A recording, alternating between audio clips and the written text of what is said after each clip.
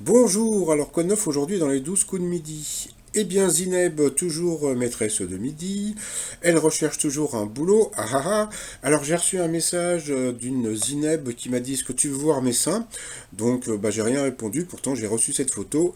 Eh oui, c'est l'équipe de Metz, donc on les appelle les Messins, donc tout simplement. Qu'est-ce qu'il est drôle ce Claude.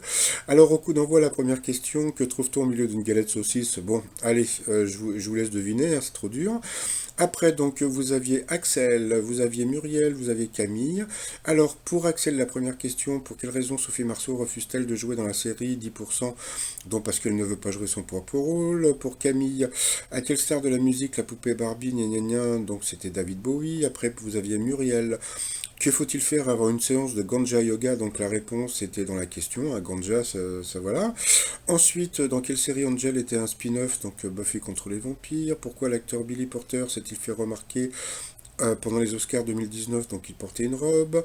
Quelle est la particularité de l'une des pistes de l'aéroport de Savannah en Géorgie? Donc on y trouve des tombes. Donc sur cette question, elle est passée au rouge, qui dit rouge dit duel. Elle a pris Muriel en duel, qui a une question pas évidente.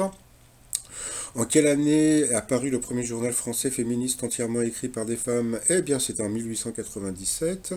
Ensuite, Camille, Zineb et Axel sont retrouvés au coup par coup. D'abord, c'est Zineb qui est passé à l'orange, après, c'était Axel, après, c'était Camille, et puis après, bah, c'est Zineb qui est passé encore à l'orange, donc au rouge, qui dit rouge dit duel. Elle a pris Camille en duel, qui a eu une question qui n'était pas évidente non plus. En 1992, quelle danseuse a rejoint le cimetière de Montmartre? Eh bien, c'était la Goulue, donc bah, ils nous ont. Mais avant tout, bon, bah, j'ai fait un petit zappage pendant la pub, donc j'ai vu la nouvelle personne qui est dans le fauteuil, mais comme ça fait longtemps que j'ai pas regardé l'émission de Nagui.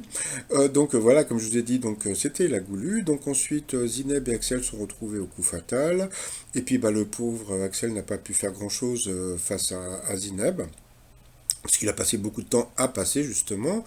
Par rapport au coup de maître, bon, comme d'habitude, hein, que des questions cadeaux, donc elle a gagné 15 000 euros, bah, les doigts dans le nez, donc voilà.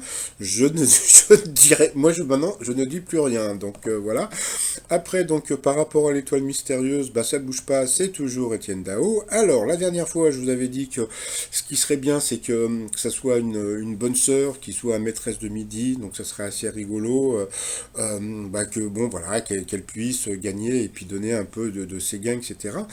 Et puis là, aujourd'hui, je voulais vous parler d'une personne dont on n'entend plus parler. C'est Eduardo. Donc je sais pas si vous vous rappelez d'Eduardo. Donc c'était celui qui chantait Je t'aime le lundi, je t'aime le mardi, etc. Bon. Donc bon, bah, il paraît qu'il s'est retrouvé au RSA, il paraît qu'il voulait devenir français, puisque comme je crois qu'il est d'origine italienne, donc il avait demandé. En plus, il s'est présenté plusieurs fois pour être à l'Académie française. Donc je trouve que ça serait assez rigolo que Eduardo devienne le prochain maître de midi. Bah, on verra si la production m'écoute. Donc voilà, et puis pour finir, bah, le t-shirt, je veux voir mon avocat, donc avec le t-shirt, avec le smiley, avec des yeux d'avocat. Allez, je vous souhaite une très bonne journée et je vous dis à très très vite, bye bye.